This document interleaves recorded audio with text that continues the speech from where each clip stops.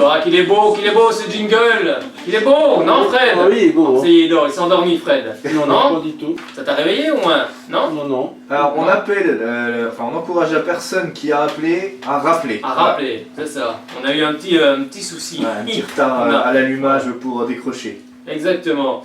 Eh bien oui, Sochaux, mais avant on va vous donner les résultats de cette 19e journée de Ligue 2, la dernière pour la phase aller. Et on va vous donner les résultats de ce vendredi 15 décembre avec Châteauroux-Orléans 0 partout. Le Paris FC est allé s'imposer du côté de Nancy 1-0. Bourg-Péronnas d'Aurélien Fèvre, qu'on espère que Bourg va se maintenir cette saison, car Bourg est actuellement en 18e position. Et il recevait Lorient, il menait 2-0 avant que cette équipe de Lorient ne revienne au score, et ça a fini 2 buts partout. Le Havre-Niort 2 buts à 1. Sochaux qui est allé battre Clermont, on en parlera juste après. Je l'avais annoncé l'année dernière, il me semble. C'est vrai. Je l'avais annoncé. C'est vrai. Et Brest est allé s'imposer du côté de Quevilly 4-1. Et la Ajaccio a battu au Auxerre 3 buts à 1. Le Gazélec Ajaccio Nîmes a été reporté. Et ce samedi, il y a eu un match où Valenciennes a ouvert le score à la 13e minute de jeu par Caraboué, avant que la déferlante rémoise n'arrive. Et ils prennent 5 buts dans la musette. Ça fait finir, score final. 5 buts à 1. Bon, ils ont pris cher, les gens, c'est noir. C'est comme ça, c'est le jeu. On va vous donner justement le classement de cette Ligue 2 avec Reims premier avec 44 points, deuxième Nîmes 37 points, troisième la Ajaccio 34 points. Sochaux est actuellement 8e avec 30 points, et en bas de classement on retrouve 18e Bourg-Péronnas 17, 19e Quevilly 12 points, et 20e Tours avec 5 petits points. Et on pense fort à Eli, parce que Auxerre, encore une fois... Oui, d'ailleurs, on en parlera encore d'Auxerre à la fin de cette émission, justement dans la partie nationale 3, où la réserve auxerroise est venue jouer du côté du Racing Besançon, mais ça ne s'est pas forcément bien placé pour la réserve non plus. Mais là, on va parler bien évidemment de Sochaux qui est allé s'imposer du côté de Clermont 2-0. Un superbe but de Thomas Robinet à la 64e minute de jeu, ça va lui faire du bien, on sait qu'il ne joue pas souvent. Et le but aussi, un vrai but d'avancement de Brian Lam à la 82e minute de jeu. Le gamin, 18 ans, il rentre, il marque. Bon, il va s'en rappeler, je pense, pendant un sacré moment. Allez, on va écouter Bernard, je crois. Bernard nous a appelé. Je vous encourage d'ailleurs à nous appeler au 03 81 50 67 51. Venez nous parler de votre club Sochaux. Venez vous exprimer sur tout, sur l'actionnaire, sur les résultats, sur ce que vous voulez. On vous donne la parole ici sur Shalom Besançon. Vous pouvez écouter sur le 99.5 ou à radio-shalombesançon.com. Ça, c'est sur Internet. Bonsoir Bernard. Bonsoir, la vidéo me fait. Ah, c'est Fred, non? Comment ça va Bernard? Ça va, une victoire impeccable. Ça va bien avec une victoire? Ah oui, alors, vous avez dit 62e et 82e? Alors, c'est 64e et 82e. Ouais, t'avais presque bon. 63e à la maison, et 80e comme tu sondes. Oui, c'est ça. Donc voilà, t'es encore plus précis. T'as chronométré? Tu les as chronométrés là, non? C'est ça? Non, mais parce que je n'avais pas tout vu, j'ai vu le... Parce que c'est mon application, et j'ai marqué, et puis au-dessus j'ai le temps, avec les comptes qui... Ouais, c'est ça. Ils ont arrondi en fait. Ouais, Oui, regarde, c'est pas grave, l'important c'est d'avoir gagné. Exactement. Bon alors justement, qu'est-ce que tu as pensé de cette rencontre des Sochaliens? Je trouve que le petit Robinet il est pas mal, l'attaque. Bah, il a mis un beau but en tout cas. Et c'est vrai que c'est pas évident. bah, en plus c'est deux jeunes du centre quand même. Bon, même si Thomas, ça fait un petit moment qu'il est dans l'équipe. Et puis celui de Brian Lam est beau aussi. Ah, c'est un vrai but d'avancement celui-ci. Ah oui. Il en avait déjà mis un contre Dijon en match amical à Besançon, justement au Stade Léo. Un très beau but. Oui, c'est ce que disait le président Sylvie, c'est ce qu'il m'avait dit. Oui, bah c'est moi. C'est moi, que je m'assure. C'est moi qui suis en train. Oui, c'est ça. Bon, c'est vrai qu'il y a deux Fred là, mais. D'ailleurs, il y en a un qui me filme là, il m'a fait peur. Mais. Bon, un bon résultat en tous les cas. Un bon résultat. C'est un bon résultat. Ah oui. Et comme il disait qu'on était peut-être ce matin au boulot, c'est d'abord qu'on était bien à Lorient, quoi. Ah oui, c'est dommage. Parce que j'ai fait le classement, on serait quoi? On serait le 5e, je crois, 5e. Oui, on serait. En tout cas, l'important c'est d'être toujours au contact des premières classes et de ne pas être très loin de la 5e. Des premiers, voilà, quoi. Oui. Mais l'important, c'était 33 points, c'était 33 points. Oui, c'était. ça met quand même un peu peur, parce que sur les chaque montée de Clermont, il y avait quand même danger quand même. Oui, bah après, Clermont est au classement, Clermont est juste à côté de nous, donc c'est une équipe forcément qui a du talent également. Donc, et en plus, elle est chez elle. Elle était chez elle, donc c'est toujours compliqué. J'ai vu qu'il y avait Franck Honora qui était à Clermont. Oui, bien sûr, Franck Honora qu'on salue d'ailleurs, qui est du côté de Clermont cette saison. Oui, bien sûr, il était prêté par Nice la saison dernière. Oui, le 7 janvier, il y aura le match, il y a Sochaux qui va recevoir Amiens à 17h30 au Stade Bonal. Oh super, moi je vais y aller. Bah oui, c'est ça. Moi je vais y aller, Sochaux, Amiens, on va oublier. Les places sont à partir de quand? Ah bah là je peux pas te dire, par contre, il faut regarder sur le site officiel, donc fcsochaux.fr. Je vais y aller, obligé. Ah bah oui. Je vais parler à mon copain Eric, comme je vais avec mon copain Canavo, là pour eux. On s'est connus, on a parlé pas longtemps, on fait le bonheur ensemble, depuis on match ensemble. Bah c'est bien, c'est ça qui est important, c'est la convivialité, c'est sympa d'aller au match ensemble, d'aller au match à plusieurs. Ah bah non, mais c'est bien, c'est bien. C'est important. Une fois il vient jusqu'à l'histoire, c'est moi qui l'emmène, puis une fois il me prend le stade, et on va aller deux, quoi. Eh bah c'est nickel, en plus c'est du covoiturage, donc tout est gagnant, c'est bon pour la planète.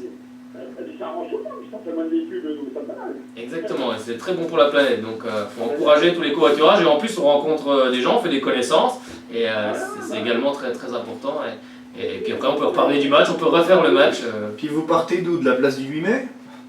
Ouais, on a pas du 8 mètres, c'est ça. Moi j'habite à 200 mètres la place du 8 mètres. On voit qu'il y a un connaisseur. Vers l'ancien match. Ouais, le match, je suis juste derrière, moi. D'accord. J'habite sur le barrage. Ah oui, d'accord. Bon bah les gars, on va vous laisser, hein, on va vous laisser. On va parler de quelle ville là? C'est à Luxeuil? De Luxeuil-les-Bains. Ah, oui. Luxeuil-les-Bains, je connais bien. Je connais. Ah bah oui. Bah oui, c'est. Je suis bien avec ce mot, je suis bien, je suis tranquille. Ah bah après, c'est ce qu'il faut en tous les cas. Eh ben on te remercie Bernard d'avoir appelé. Ouais, bah ouais. Et puis on te souhaite. Je souhaite de joyeuses fêtes à tout le monde. Eh ben nous aussi on te souhaite de très bonnes fêtes de fin d'année, puis on se retrouve en 2018. Oui, il n'y a pas de souci. Allez, merci Bernard, bonne soirée à toi. Allez, Sochaux. Bah bien sûr, allez Sochaux. Bonsoir. Bonsoir, à bientôt Bernard. Bah oui, c'était Bernard qui nous appelait depuis Luxeuil, on a bien compris. Il va au match, il cherche du covoiturage, donc si vous êtes du côté de Luxeuil, bah, vous pouvez aller aussi avec lui. C'est toujours très sympa. Allez, on va écouter la réaction de Peter Zedler, qui lui revient justement sur la cinquième place et il dit qu'il faut rester au contact. Et à la fin de sa réaction, vous allez écouter, si on est cinquième, on va monter en Ligue 1. Même si on avait parfois un peu de chance, ils étaient souvent dangereux, mais je crois quand même c'est mérité. Mais c'est pas la question c'est d'avoir fait un match à une victoire à l'extérieur, d'avoir tout donné. On avait quand même quelques absents. Alors ceux qui ont marqué leur premier but cette saison, Robinet et Lasme, n'ont jamais joué. Robinet, je crois, un match au début, Lasme, il a pour l'instant 5 minutes. Alors ça c'est très bien, ça montre la cohésion aussi dans ce groupe et c'est très bien. Je suis content, surtout avant la courte trêve, d'avoir ces 30 points. Et on est à une heure d'émission. Je suis fier, je peux le dire, en tant que coach de cette équipe. Avec mon staff, je suis fier de ce groupe. Ça fait quand même beaucoup, alors des titulaires, il faut les récupérer, il faut passer Noël en famille, après attaquer la deuxième partie. On a la chance d'être toujours en coupe, on joue contre Amiens à domicile, et après il y a des grands matchs, et vous savez la grande force, vraiment la grande force de Sochaux, c'est d'abord la cohésion de ce groupe, mais aussi la bonne relation avec nos supporters. Aujourd'hui il y avait seulement une quarantaine, mais alors je sais qu'en Franche-Comté, près de Sochaux, Montbéliard et Belfort, ils étaient tous derrière nous, ça fait du bien, c'est vraiment important, même ici à je ne sais pas combien de kilomètres, on sent ce soutien. On veut garder l'espoir comme Clermont aussi, alors c'est très bien avec cette 5e place barragiste, on veut garder cet espoir jusqu'à la fin. Ça serait super pour nous, pour nos supporters, et moi si on fait 5e, je crois qu'on va monter. Si on fait 5e, je crois qu'on va monter. Bon, après, on en reparlera en fin de saison. Le principal, c'est d'être en tous les cas dans les premières places. Bon, si on pouvait être dans les 2 premières, ça serait bien. Bon, ça va être compliqué également. C'est vrai qu'il y avait beaucoup de blessés sur cette rencontre. Mais ce sont les jeunes qui ont tenu la baraque. Il faut dire ce qu'il en est. Hein. Sochaux est un club formateur. Et il y a des jeunes joueurs. Et ces jeunes joueurs commencent à pointer le bout de leur nez. C'est vrai que Thomas Robinet n'a pas joué souvent cette saison. En tout cas, il met un beau but. Il faut le mettre dans la position où il est placé sur le terrain, c'est un excellent but. Et ensuite Brian Lam, 18 ans, qui arrive aussi dans cette équipe. Il faut les emmener tout doucement. Mais c'est ça, les clubs formateurs, et c'est aussi grâce à ça que Sochaux s'en sortira. On l'espère en tous les cas. On espère surtout que peu de joueurs vont nous quitter à l'intersaison. J'espère qu'ils vont aller jusqu'au bout de la saison avec nous, car on sent qu'il y a plus qu'un groupe. On le voit avec les supporters, comme le rappelait Peter Sedler. Il y avait encore beaucoup de monde du côté de Clermont pour soutenir l'équipe sochalienne. Il y a quelque chose qui s'est créé entre joueurs, supporters. Donc on est tous dans le même bateau et on verra jusqu'où ce bateau va voguer. J'ai vu un article de SoFoot qui parlait de ça, que justement il y avait une certaine union sacrée du côté de Sochaux qu'on n'avait pas retrouvé depuis la session du club de PSA à l'Edus. Et là on retrouve quelque chose où on comprend qu'il faut l'importance du tissu social autour du club, que c'est pas juste une histoire d'actionnaires et de joueurs, mais qu'il faut aussi que derrière il y ait une ferveur populaire et c'est de retour. Et c'est vrai qu'on le sent. Et les propos de Ziegler, moi je trouve qu'il dégage quelque chose d'une certaine sérénité, ce type. Alors après c'est plus facile à dire quand les résultats sont pas mauvais, hein. Ça se trouve s'il avait perdu 2 matchs de plus on dirait oui, après, en partie il y a eu une contraire. période, il y a eu 4 matchs où voilà. ça a été très compliqué, on prenait beaucoup de buts. Mais d'ailleurs, c'est la première équipe du haut du classement à avoir une différence de but négative. Ils sont à -4. On a pris 17 buts en 4 matchs. Hein, donc, voilà, c'est ça. Ça plombe tout. Hein. Ils sont 8e avec -4 et au-dessus c'est Lorient qui est à +10. Mais c'est vrai que cette ferveur, on l'a retrouvée quand on était encore en Ligue 1 avec Hervé Renard. C'est vrai qu'il y a quelque chose qui s'est créé ces 6 derniers mois, même si à la fin on est descendu, mais ça a mis quand même du baume au cœur à tout le monde. Et c'est vrai qu'on retrouve un peu cette ferveur justement depuis le début de saison, ou même quand l'équipe a encaissé ses 17 buts, on peut voir même le 6-1 d'Ajaccio, les supporters ont encouragé jusqu'à la fin. Ça avait valu d'ailleurs un article de Richard Sett, de notre confrère de Beansport. Et justement, ça a été.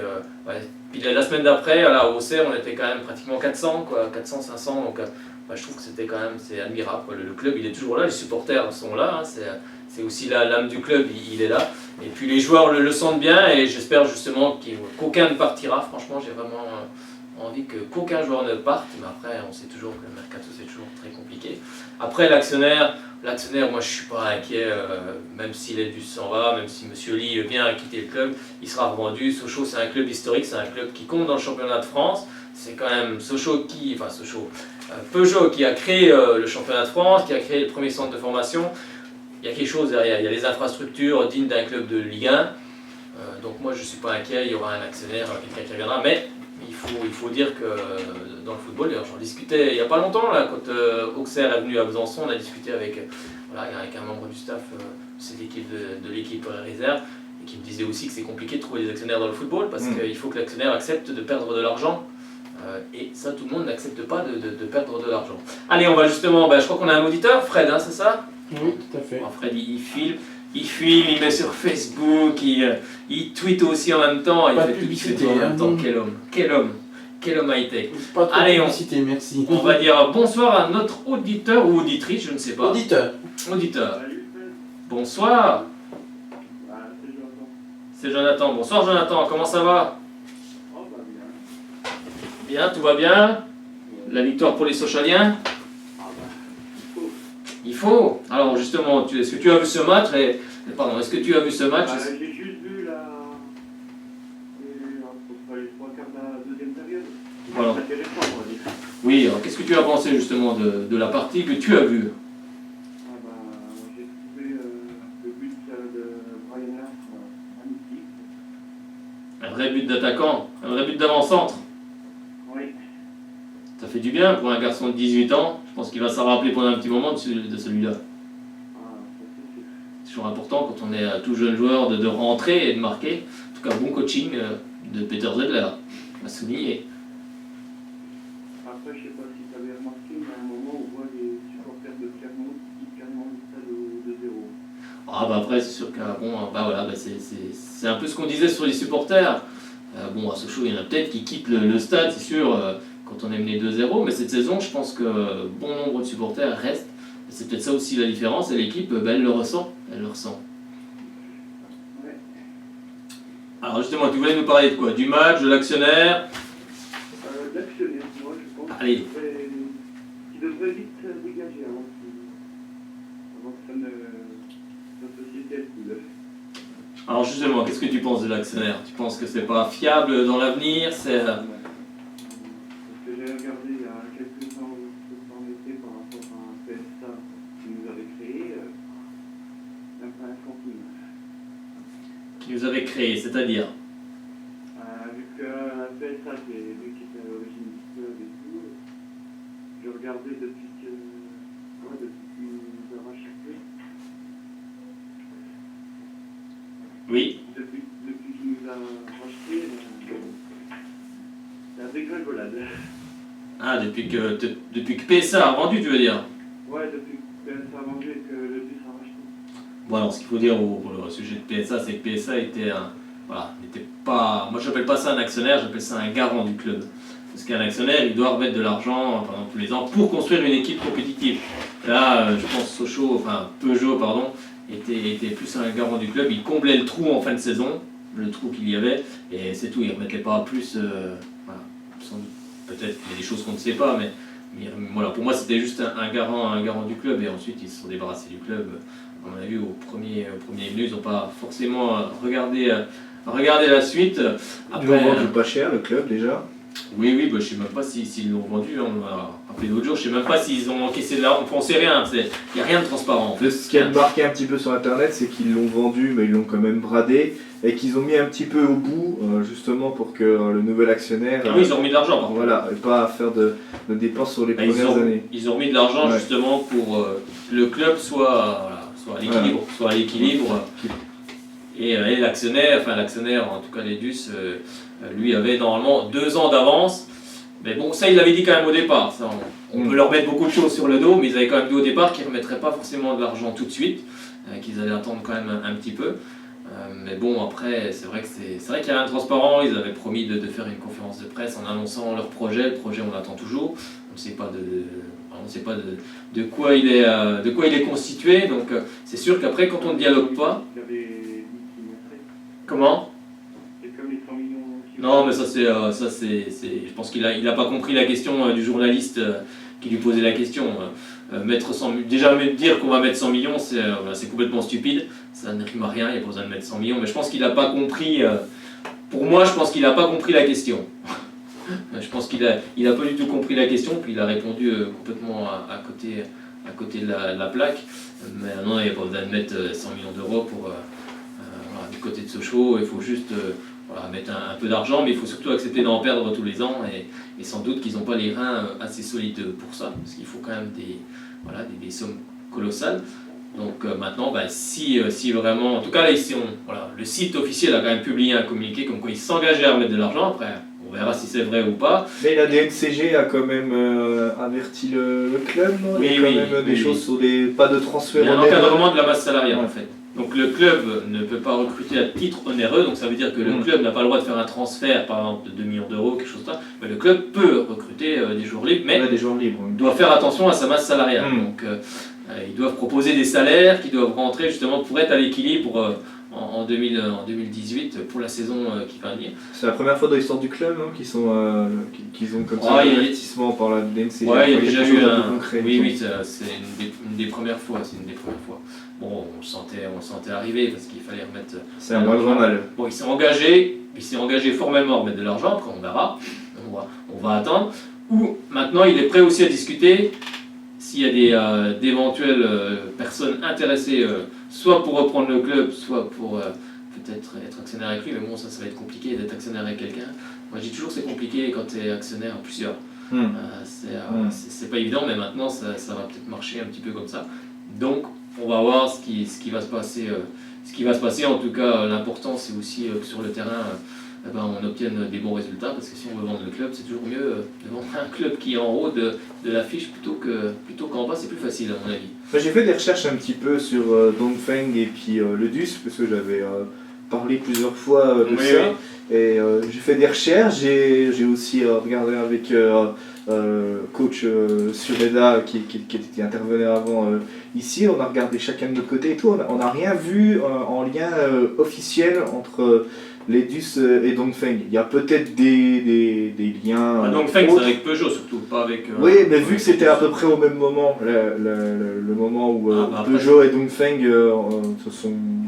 Les DUS, oui, en fait, ce qui et les DUS arrivaient à peu près en même temps, on pouvait se dire, tiens, peut-être qu'il y avait une compensation, mais a priori, si on creuse un petit peu, aussi bien dans le conseil d'administration que dans les différentes alliances qu'il peut y avoir, qui pourrait y avoir entre Dongfeng et les DUS, on trouve rien. Donc, voilà, parce qu'en fait, ça reste peut-être Dongfeng est rentré dans le capital de Peugeot à hauteur d'un certain pourcentage, je ne peux pas dire lequel exactement, mais un certain pourcentage.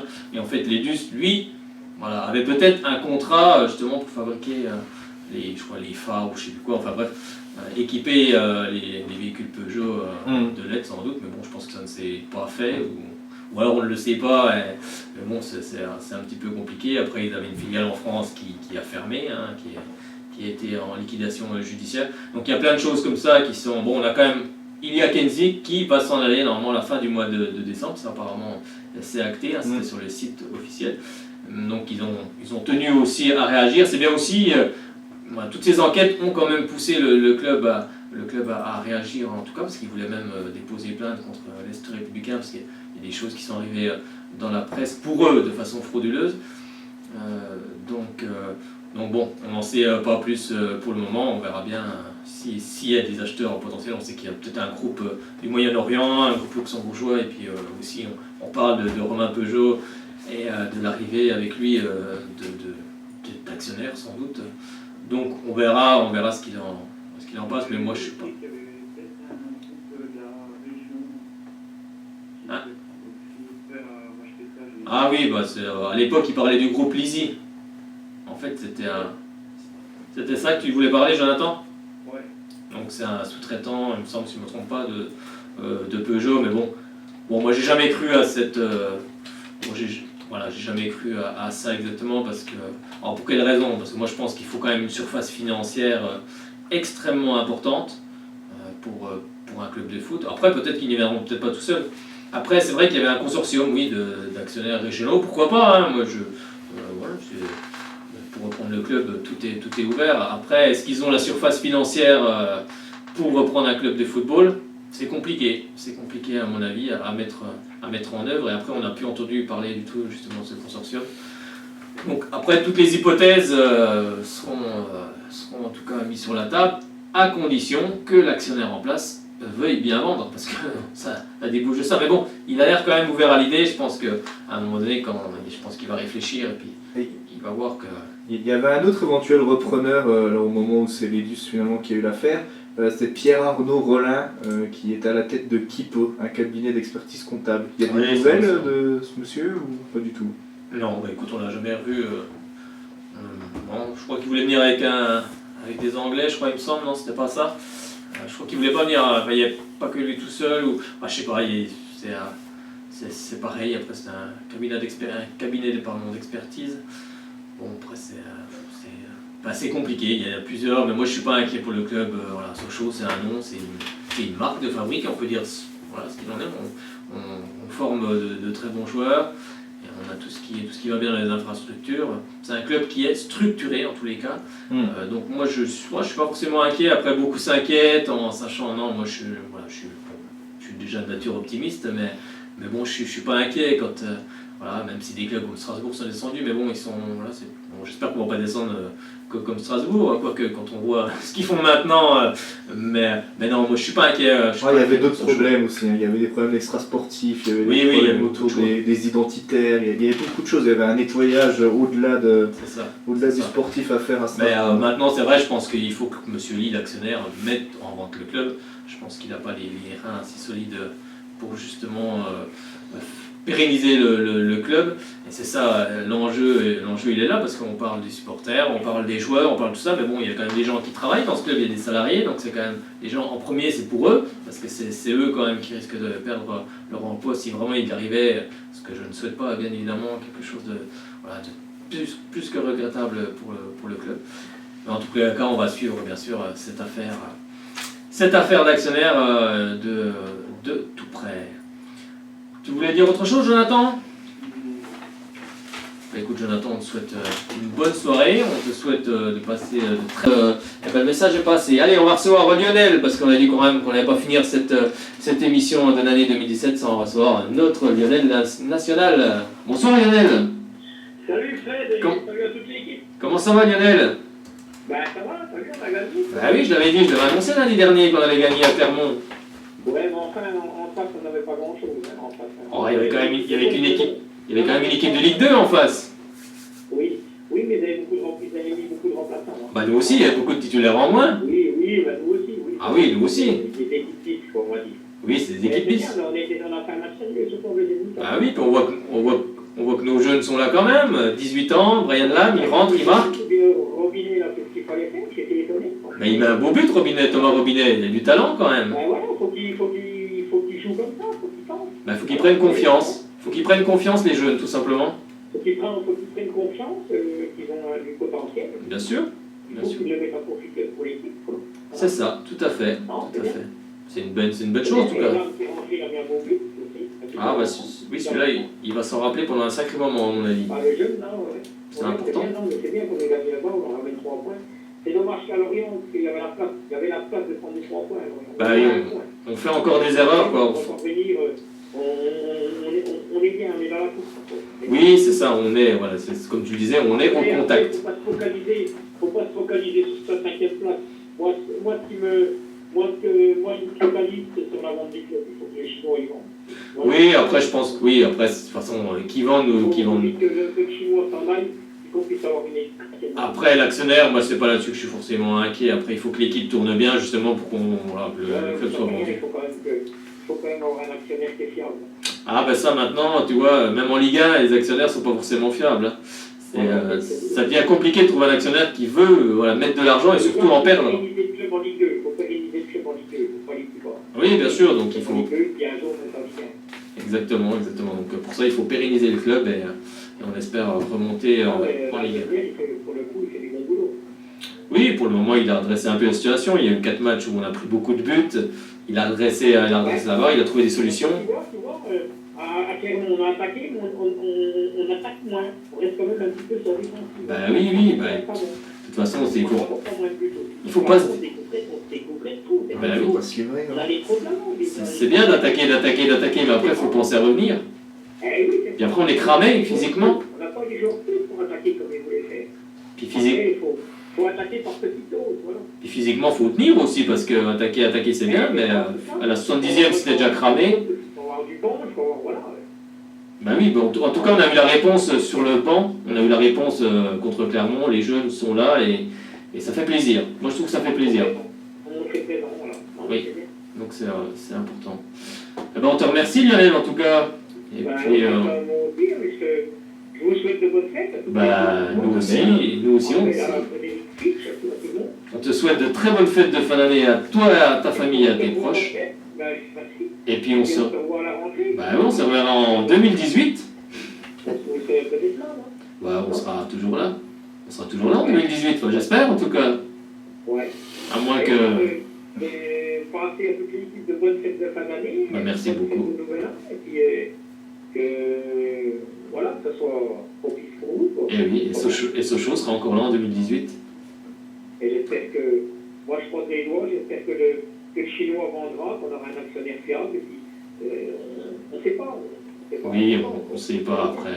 Après comme le... pas cette année, ça sera en fin de saison, mais voilà, il faut qu'il se passe quelque chose. Oui, après il vendra ou il ne vendra pas, après on ne sait pas, on verra bien. Oui, on espère tous en tout cas. Oui, mais ça j'en suis persuadé, moi. J'en suis persuadé. Mais là, c'est bien, ils nous ont fait plaisir depuis quelques matchs. Là. Exactement, c'était le dernier match, il fallait tout donner. En tout cas, ils ont fait un bon match. Il fallait aller chercher les points. C'est ça, c'était le plus important. Ils ont fait un match sérieux, surtout en deuxième mi-temps, on va bien. Oui, c'est exactement. Eh bien, on te remercie, Lionel. Ouais, on te dit à très bientôt.